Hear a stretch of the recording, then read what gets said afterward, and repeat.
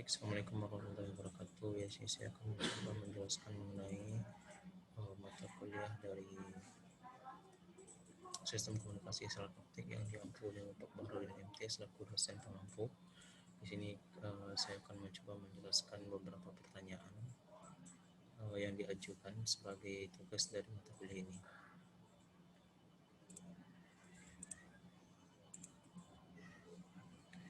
Ya, ada 8 pertanyaan yang diajukan yang mesti dijawab untuk menjadi bagian dari tugas ini. Yang pertama, pertanyaannya apa maksud dari kecepatan data atau kalimatnya mampu mentransmisikan 100 GB per detik.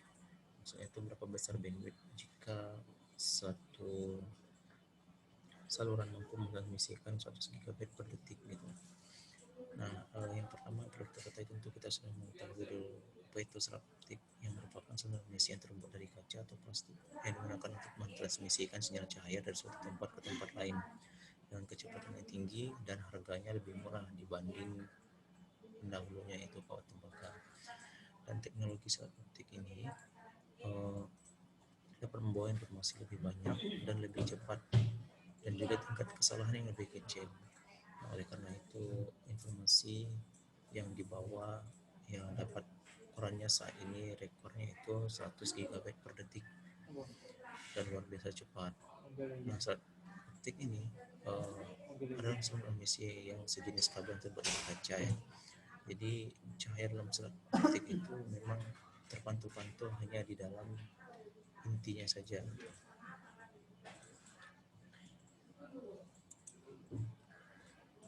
Nah, terkait pertanyaannya tadi, berapa besar bandwidth yang dibutuhkan jika mampu mentransmisikan data 100 GB per detik.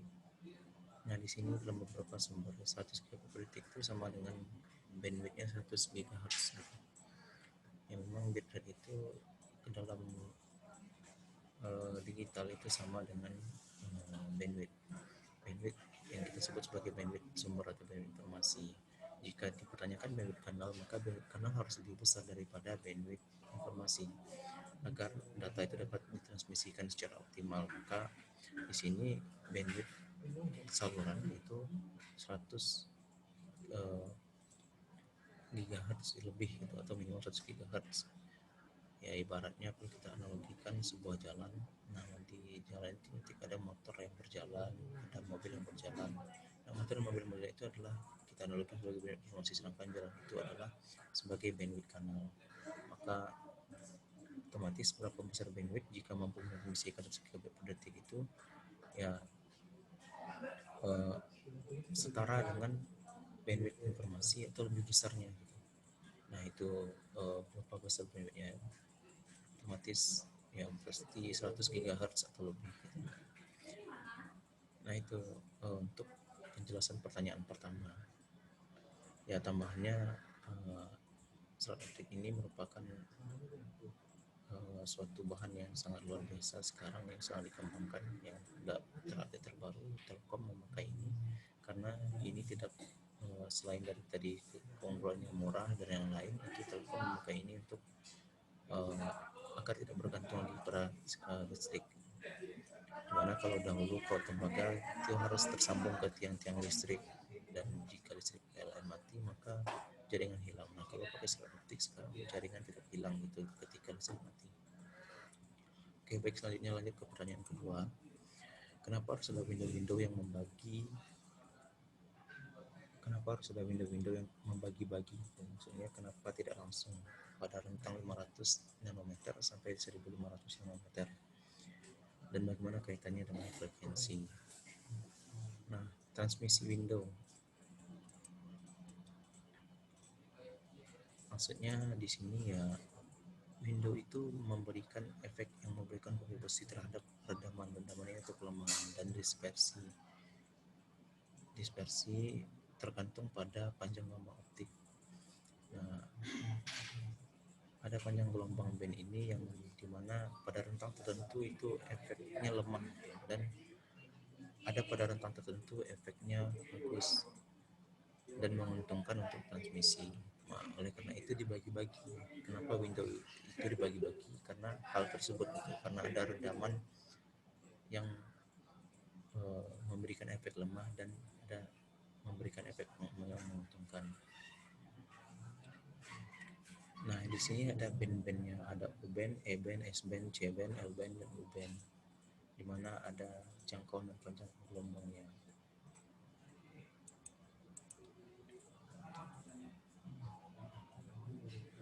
Nah, itu kenapa tadi window-window itu harus dibagi-bagi dan hubungannya dengan frekuensi apa? Nah, hubungannya dengan frekuensi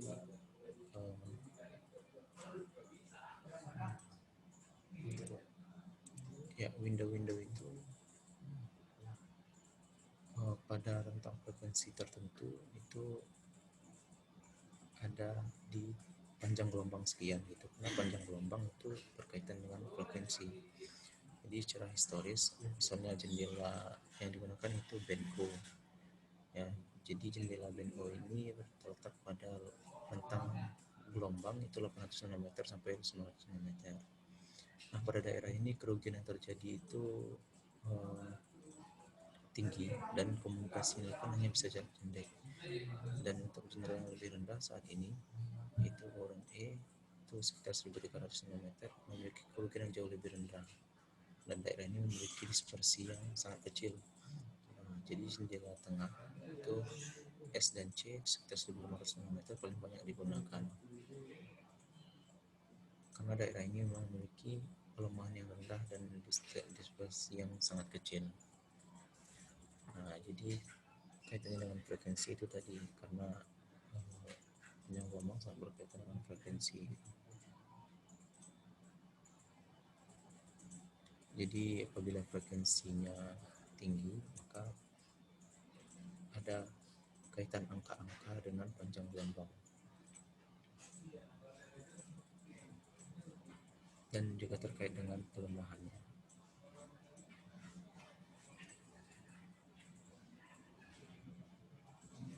Ya,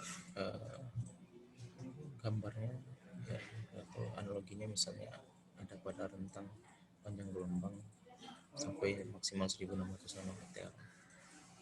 Nah, ketika 1600 itu atenuasinya rendah atau pelemahannya rendah. Nah, oleh karena itu nanti ada frekuensi rentang sekian dari window yang terbagi-bagi yang dapat digunakan. Nah, itu kenapa window itu harus dibagi-bagi. Kemudian pertanyaan selanjutnya, apa hubungan antara level kuantisasi yang dinaikkan terhadap bertambahnya bandwidth sinyal?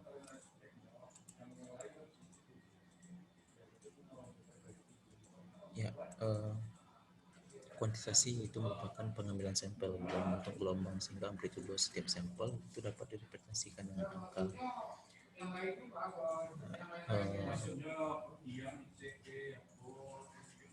Jadi untuk mengubahnya dari bentuk kuantisasi ini menjadi suatu langkah yang penting untuk mengubah bentuk analog ke bentuk digital. Jadi konversi bentuk gelombang menjadi sekumpulan nilai digital dimulai dengan kuantisasi gelombang untuk menghasilkan sekumpulan angka. Jadi semakin besar level kuantisasi, semakin hasil representasi digitalnya, maka nanti pastinya datanya akan semakin besar. Nah, bandwidth itu diukur sebagai jumlah data yang dapat dimasukkan dari titik-titik lain dalam jaringan dalam waktu tertentu. Nah, biasanya bandwidth dinyatakan sebagai bitrate dan diukur dalam bit per detik.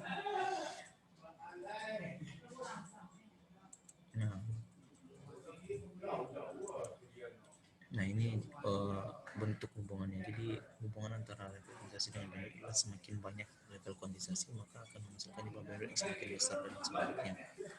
Jadi dapat dilihat pada gambar ini. Ya, dapat dilihat pada gambar ini ada 3 bit per simbol gitu. Nah, 3 bit per simbol yang membuatnya menjadi 8 level sehingga ketika jumlah kuantisasinya semakin banyak maka bitnya itu bit per simbolnya itu kan tentu semakin besar, otomatis ketika bit per simbol semakin besar maka bandwidthnya nanti akan semakin lebar. Nah, oleh karena itu ketika level kuantitasasi dinaikkan maka bandwidth-nya akan semakin lebar. Selanjutnya, untuk pertanyaan selanjutnya, mengapa dibutuhkan pengkodean sumber? Dan pengkodean sumber atau source coding itu merupakan representasi dari data yang dihasilkan oleh sumber diskrit, atau secara umumnya bagaimana mengubah suatu informasi itu agar dapat diterjemahkan dalam digital sehingga dapat ditransmisikan dalam bentuk data.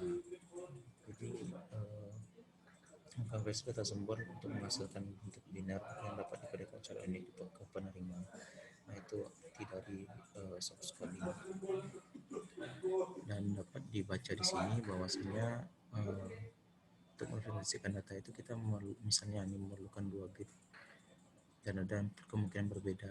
Nah, untuk pengkodeannya agar sumber efisien itu menggunakan statistik data sumber, dengan simbol sumber yang lebih mungkin diwakili dengan kode pendek dan simbol yang paling tidak mungkin direpresentasikan dengan kode yang lebih panjang daripada simbol yang lebih mungkin. Jadi contoh pengkodean sumber ini adalah Huffman coding, LZF,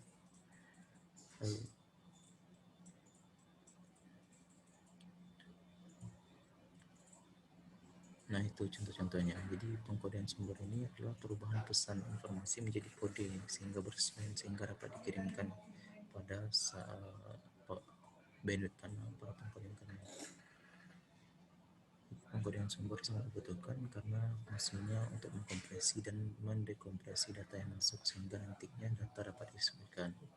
Kalau secara umum nih, pengkodean data itu bagaimana menjadikan setiap karakter data itu dalam sebuah informasi ke dalam bentuk biner agar dapat ditransmisikan. Dan kemudian agar tidak ada komponen DC, maksudnya komponen DC itu yang memiliki level tegangan yang sama dalam waktu yang lama itu, karena nanti apabila itu terjadi akan menyebabkan data itu tidak dapat diterjemahkan ketika di penerima. Kemudian urutan bit informasinya pada ini sama dengan yang kedua, kemudian mengurangi data dan agar deteksi kesalahannya nanti mudah. Oleh karena itu dibutuhkan pengkodean sumber.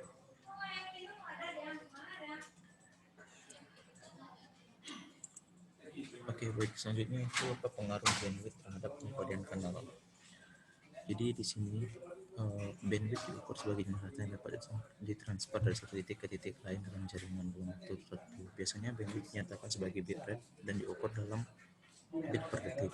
Jadi istilah bandwidth mengacu pada kapasitas transmisi suatu koneksi dan merupakan faktor penting ketika menentukan kualitas dan kecepatan suatu jaringan atau koneksi internet.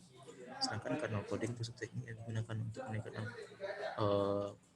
performa pada sistem komunikasi dengan cara mendesain ulang sinyal yang dikirimkan dengan pengaruh dari efek gangguan seperti noise, padding, dan hemming.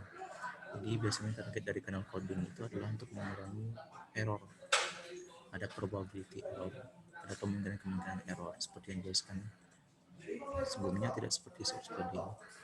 Nah, jadi perbedaannya pertama pengkodean kernel dan pengkodean sumber. Itu pengkodean sumber itu fokus untuk menghilangkan redundansi dari data. Jadi jika ada duplikasi data pada pengkodean sumber, maka itu yang akan dihilangkan. Tapi berbeda dengan pengkodean kanal, di sini pengkodean kanal ini agar dapat mengurangi probability error, maka ada yang namanya block kode dan juga konvensional kode yang dipakai di pengkodean kanal ini, sehingga pengkodean kanal itu membuat redundansi itu sendiri gitu. Dimana redundansi itu nanti yang akan mengantisipasi terjadinya pengaruh-pengaruh noise, karena di kanal kita tahu bahwa noise itu sangat banyak. Karena itu yang akan membuat noise itu tidak mempengaruhi informasi karena ada karena redundansinya ditambah. Jadi apa pengaruh bandwidth terhadap pengkodean kanal? Ya, pengaruh bandwidth terhadap pengkodean kanal itu bandwidthnya ketika pengkodean kanal dikodekan, maka bandwidthnya tentu harus sesuai dengan berapa besar pengkodean kanal. Jangan sampai kurang, dan kalau lebih ya tidak masalah, artinya bisa lebih banyak informasi yang akan dimasukkan dalam saluran. Tapi apabila kurang, maka itu akan menjadi masalah.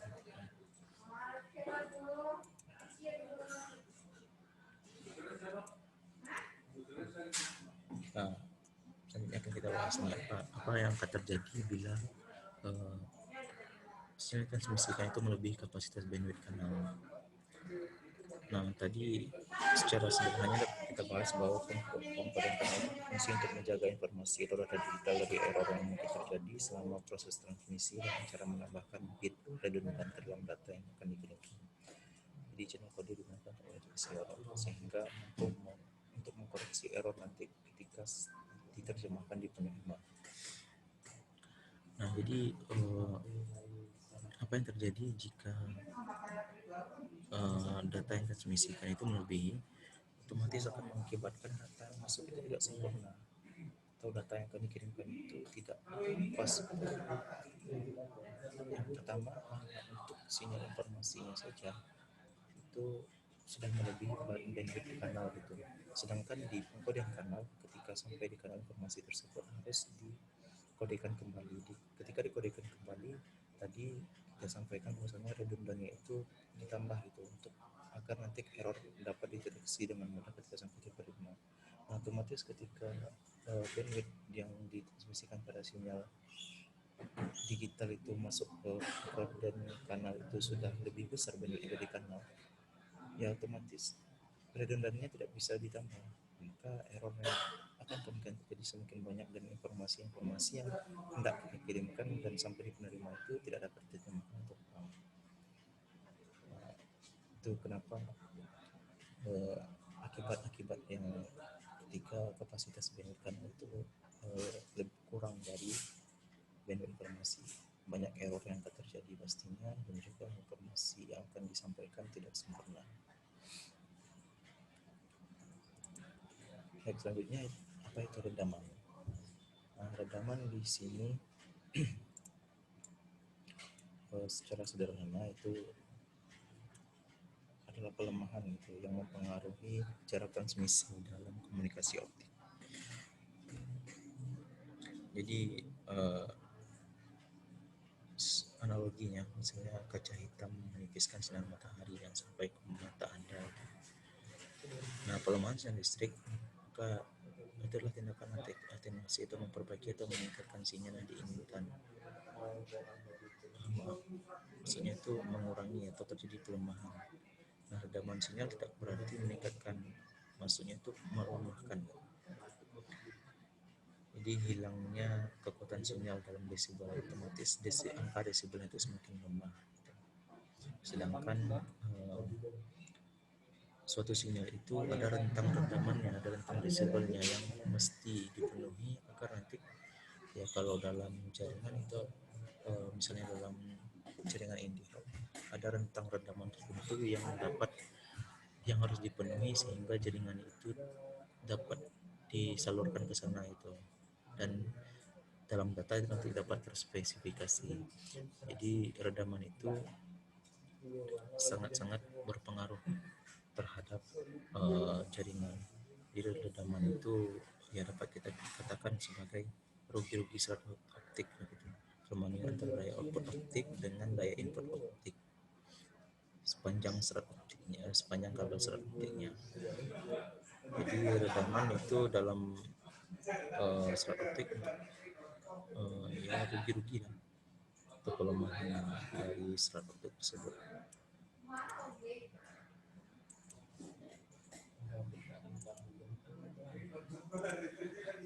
Nah, ini ada frekuensi grafiknya, kemudian ini ada kelemahannya dalam dB.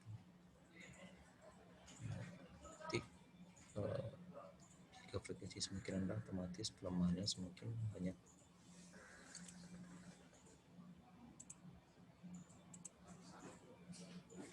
Selanjutnya dari grafik perkembangan SKSO, jelaskan grafik tersebut dan hubungannya dengan bandwidth.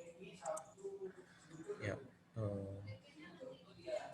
dalam banyak referensi ya bahwasanya grafik perkembangan SKSO ini sangat luar biasa gitu, dimana dulu awalnya telegraf hingga sekarang serat optik, dan masing-masingnya itu memiliki bandwidth yang berbeda-beda, dimana kalau sebelumnya bandwidthnya itu hanya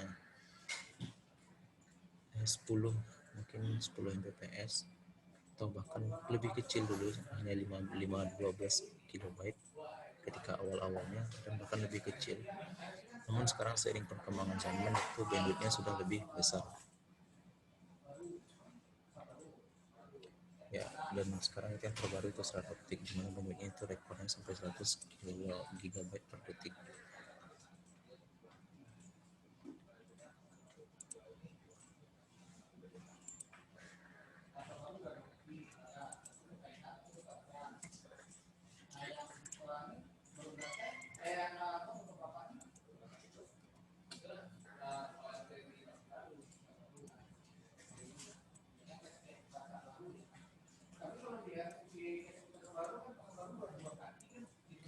Ya, itu mungkin sekian yang dapat saya jelaskan terkait penjelasan mengenai eh, sistem komunikasi serat optik yang menjadi tugas dari mata kuliah SKSO atau sistem komunikasi serat optik.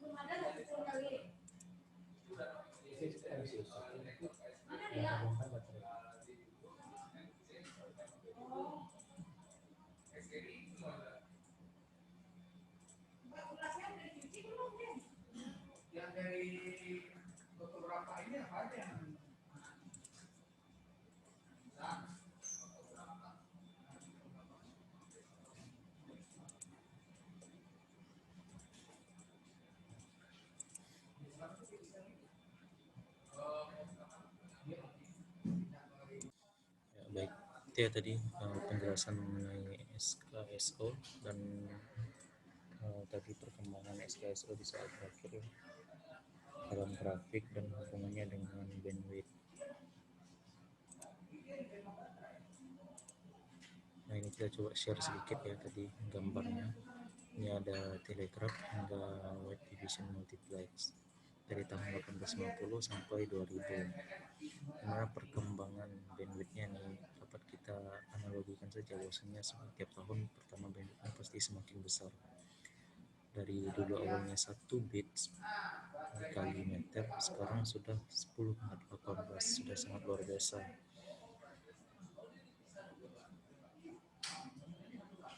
Nah, itu terkait perkembangannya. Otomatis ya kita dapat lihat titik-titik ini setiap tahunnya bagaimana. Di tahun 1900 sudah sampai 10 pangkat 3 bits per detik, dan tahun 2000 ini sudah sampai 10 pangkat 18 bit per detik. Otomatis bandwidthnya setara dengan itu, minimal itu lebih besar. Nah, itu sekian penjelasan dari saya mengenai SKSO, semoga mudah dipahami dan dapat di dan mendapat manfaatnya. Terima kasih. Assalamualaikum warahmatullahi wabarakatuh. Assalamualaikum warahmatullahi wabarakatuh.